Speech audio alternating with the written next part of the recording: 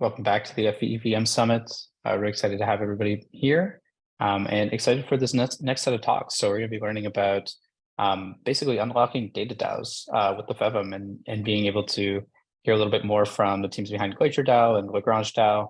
And yeah, we're really excited to obviously hear a little bit more about this use case. We just had Zach point to this as being a pretty interesting base layer situation that can be improved by the FEM and yeah, now kind of great to hear firsthand from Ines and from João about first of all, I think for GlacierDAO, and then we'll also hear a little bit later from Charles from the LagrangeDAO. So yeah, when you're ready, feel free to turn on your cameras and unmute. And I will stop sharing screen. I'll turn it over to you both. Hey, welcome to the stage. Hello, everyone. My name's Ines, and together with João, we are here to tell you a little bit about GlacierDAO. Do you remember this? When GitHub created a cold storage repository using an archival facility that was placed 250 meters deep in the permafrost of an Arctic mountain? What about this? When the same entity, GitHub, decided to ban Tornado Cache code and suspend its developers from their platform. We believe that code, like data, should be preserved in a censorship-resistant way. And this is where GlacierDAO comes in. So GlacierDAO is a decentralized autonomous organization that preserves code as a public good. And GlacierDAO's lifecycle evolves into a series of stages. Each epoch starts with a call for funds at stage 0, followed by a call for votes. Afterwards, storage providers are allowed to make submissions, which are then validated by DAO members. Stage 4 is considered to be more of a buffer in the epoch. So it's essentially a time where users and storage providers can chill. And at the end of the epoch, at stage 5, is when storage providers can collect their rewards. But let's go through each stage in more detail. At stage 0, users are invited to commit funds to the current epoch. Currently, this is done by committing Filecoin, but it will be possible to commit funds using any ERC20 token in the future. In stage 1, users who have committed funds are also attributed then voting power. And this is done in the form of 1 vote per fill. They can either vote for a submitted repository, or they can submit their own repository for its code to be preserved. So right now, users are only able to vote for 1 single repo, but in the future, we want to allow people to vote for multiple repositories. And we also want to evolve into other forms of voting, potentially quadratic voting. All right, enter stage 2 and enter storage providers. These make Filecoin storage deals, free Filecoin storage deals with themselves. And what they do is that they then submit the deal IDs and the PC IDs to the DAO smart contract. These are then validated. That is, DAO members verify that the deal is legitimate and that the stored data corresponds to the submitted repository. Since the epochs have a fixed duration, if everything from the previous stages is done, then the epoch will just continue to run, and it's time, like I said before, for everyone to just chill, both users and storage providers. Finally, at stage 5, so at the end of the epoch, storage providers can claim their rewards. And what happens is that the smart contract then verifies that the storage deal is healthy and that there was no breach of the deal. So if there was no breach of the deal, then the storage providers are able to collect their rewards. All right, let's go for a demo now. I'll pass on to João for this. Thank you. So let me just share my screen.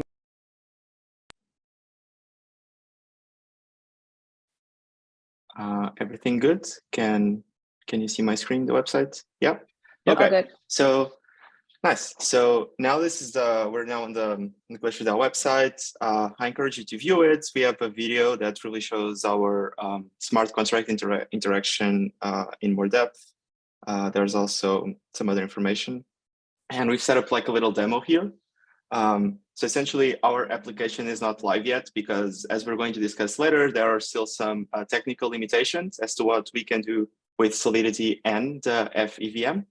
But we were like, we've been working on this for less than a month, so things are still like fresh. So we thought that for this presentation to be nice to show you what the app will look like when everything is connected. And then we are also going to show you our roadmap to how we're going to replace the pieces to make it more and more decentralized over time. So let's assume we are now here on our app. We created 2 users so we can switch between user 1, user 2, a storage provider. So let's assume that user 1 wants to join the DAO and is going to commit like 250 fil for this epoch of storage. So he commits 250 fil. Then we have user number 2, and maybe he just commits 100 because he has a little less. So far, like this epoch on the DAO has 350 fil committed. So if you're a storage provider, you know that, okay, the cake is 350 fil big for this epoch, which will help me make a decision of, do I want to participate in this? Is there enough incentive for me or not? Then as we go on to the next stage, users can vote on which repos they want to keep preserved. So you can either submit a repo or you can just vote for one that exists. So let's say, for instance, that user 1 wants to vote for the IPFS repo. He comes here and he clicks vote. Now, all of his votes were cast for this repo. Right now, we are only allowing you to vote once and all your votes are cast, just for simplicity in creating the contracts. Later, we definitely want to evolve in the direction of, for sure, being able to vote for multiple by splitting your votes, possibly even using quadratic voting. It might make sense in this case. It's really cool. We just didn't do it for simplicity's sake. So now, let's say user number 2, instead of voting for an existing repo, they prefer to vote for the JS IPFS repo. So he can now come and cast his 100 votes. The storage provider can only see that these are the proposals that are ongoing. The vote button is just a bug here. I need to remove it because the storage provider is obviously not able to vote. But they can see like, okay, there are 250 fil in price for IPFS, and there's 100 in price for JS IPFS. So now on the next stage, the storage provider is probably going to be like, okay, this one has a bigger price, so I'm going to go for this deal. So they go on Filecoin off band, they create a deal with themselves for 0.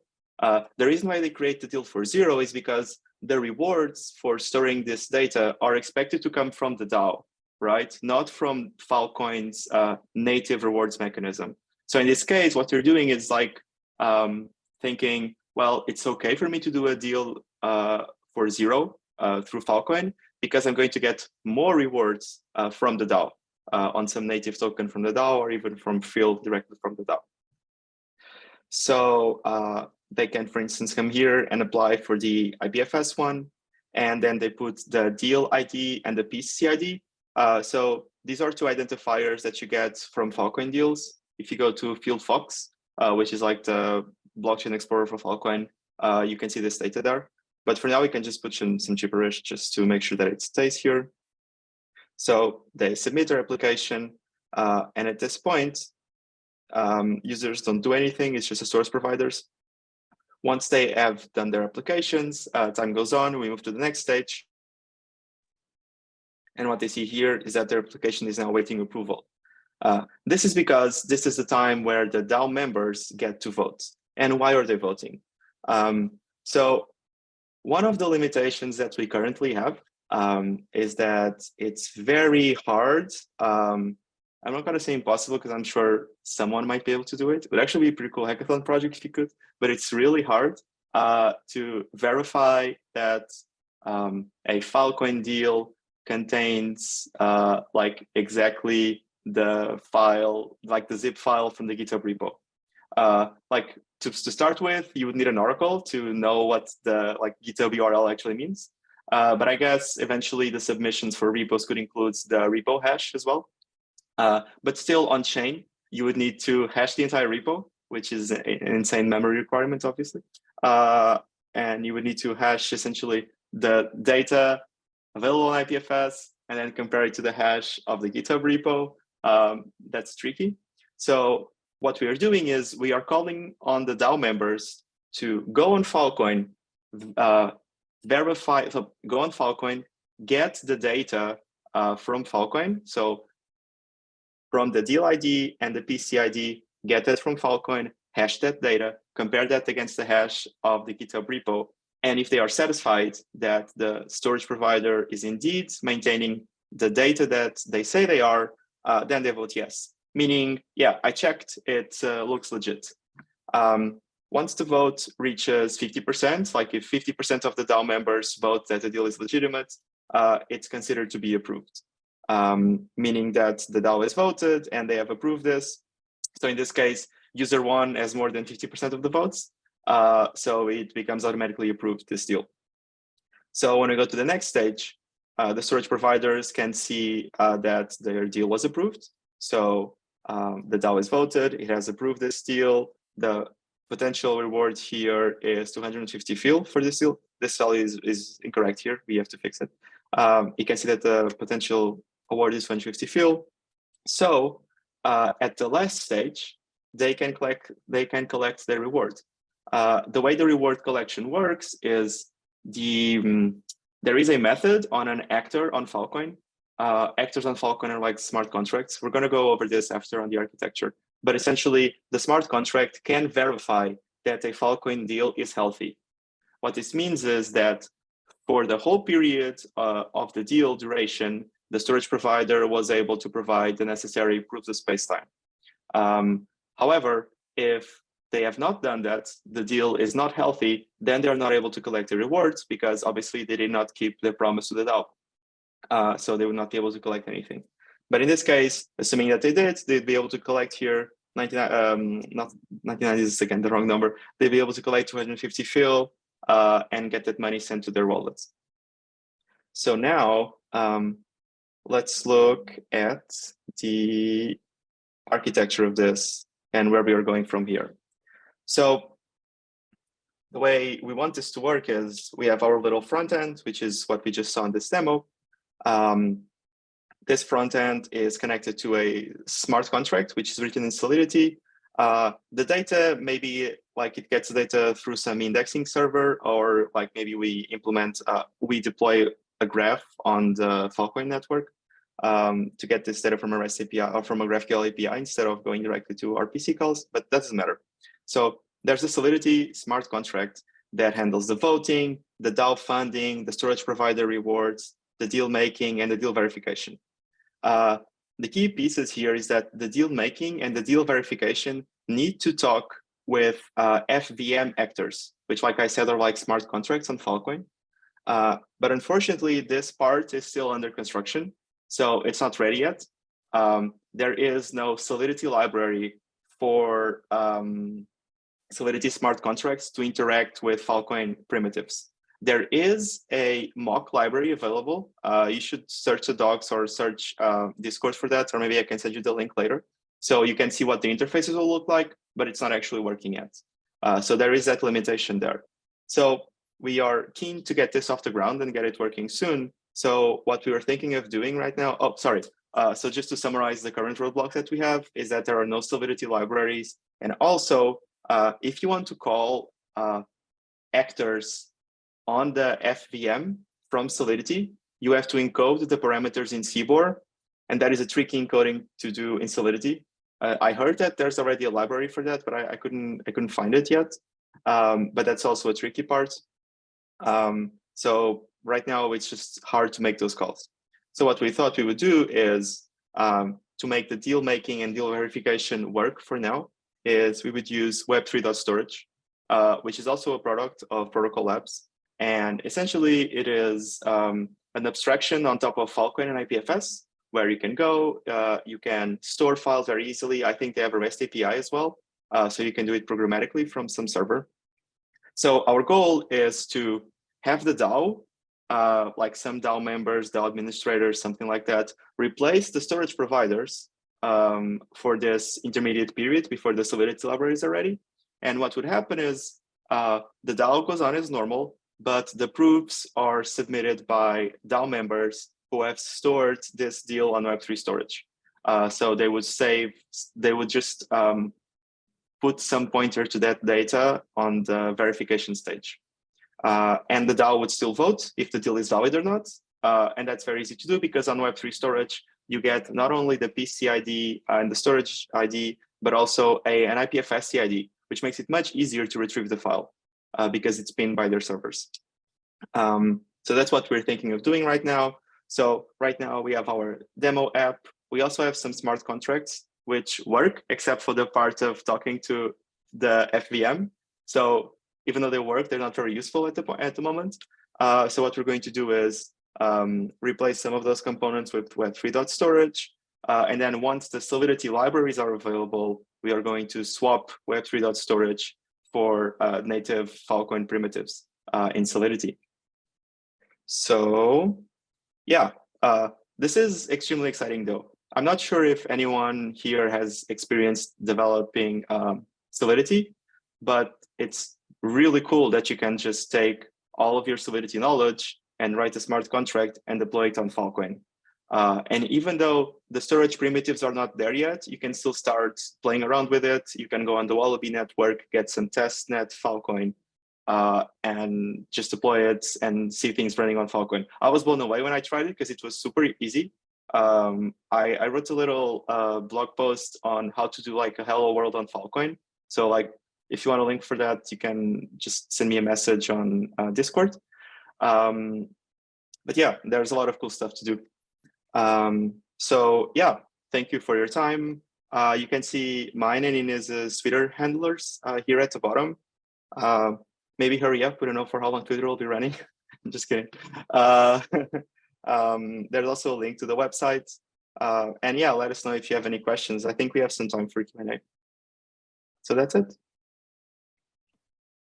Awesome, thank you so much for that. And yeah, if anybody has any questions, feel free to drop them in the global.tv chat. In the meantime, I had a couple that kind of came to mind as you were going through this. One is, you mentioned that the storage provider at one point would have to sort of open a storage contract for like zero fill, and then sort of count on the DAO to pay them out that stream down the road. I think it makes sense to some degree, like why that's the case. Like, is the reason why we can't do that under the Filecoin like default kind of reward thing just because that missing library, or is there kind of something else to it that that the DataDAO kind of enables that is more interesting than doing it just with the base layer reward scheme? So it's about, I mean, there are probably more reasons to it. A reason that I think is compelling is that it makes it very easy for a group of people to come together and fund one specific thing, while I'm sure you can somehow do it on Filecoin now, but it would be harder.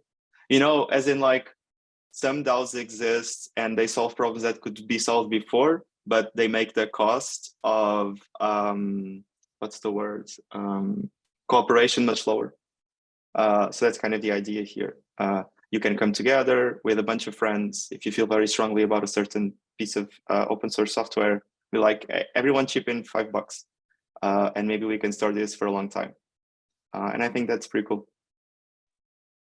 Gotcha. Yeah, I do too. I was thinking about even extending that. Like, I wonder if you've thought of like ways where like you could actually do sort of like what GitHub had done and sort of like actually incentivize like storage of like large amounts of like different repositories, even if they don't have like backers specifically. Like, the IPFS one, for instance, feels like a really natural one to like want to back up, especially using Filecoin. But like, my like random repo that I care about, but maybe I don't have the funding to back up. Like, it would be cool to see if there was a way where we could kind of have a kind of community pool that could like go out and like identify other repos that that maybe don't have direct funding, but could use a pool of funding to do so. I don't know if you've got any thoughts into that area as well. With Ines and I were discussing a few days ago. So if you participate in the DAO often, you could maybe get like some loyalty points for being an active member of the community. So maybe let's say if you have participated for 5 epochs, which might be, I don't know, 3 months, 6 months, whatever, maybe you get some tokens, which for the next epoch gives you like a vote with a higher weight, right? So even though you're not committing funds on that one, you're a valued member of our community. So you can like signal that this one really should be stored, guys. I mean, I'm seeing danger here. So maybe that would be a way to do that. But I mean, like, there are so many DAOs with so many amazing mechanisms nowadays. I don't know most of them, obviously. But I'm sure there are some very bright people that thought about like really cool ways to coordinate and do those things. Cool. Yeah, awesome. Yeah, I mean, that feels like almost like building in like more of like a, yeah, in that case kind of feels a little bit more quadratic funding you, where it's like one vote means a little bit more because of the actions that person had taken, or like some civil resistant thing. Yeah, very cool. Yeah, awesome. This type of thoughts is really important for us as well. So maybe just a shout out to the people who are also listening. If you have any ideas, things that you would like to discuss, I mean, we're on Discord, so feel free to reach out. We're more than happy to talk more about GlacierDAO. Amazing. And then I think I saw right at the beginning of the presentation, you mentioned this, you've been working on this for a couple of weeks, but I think I also saw that this might have been a hackathon project at some point. So 2 weeks ago. There you go. Amazing. So there you go. So for everybody watching, here's where you could be in 2 weeks, which is on the Youth Global stage. There you go. Yeah, I think I would like to incentivize. So there's this open problem right now. I see that Rule is in the chat. He can also attest to this. There's this like, before the Solidity libraries are ready, you can do this thing in, you can write assembly code in a UL file, not inline assembly. It has to be a UL file, and call the verbatim, which means you can just run arbitrary like bytecode that you write by hand, like a maniac. Sounds safe. And yeah, but what I'm saying is like there is currently an actor. So there's an actor on Filecoin on some testnet that allows you to interact with the storage layer, but it's super hard to access it because you have to build like the bytecode by hand. So you have to push all the arguments to the stack. Then you have to manually encode the data in CBOR from Rust.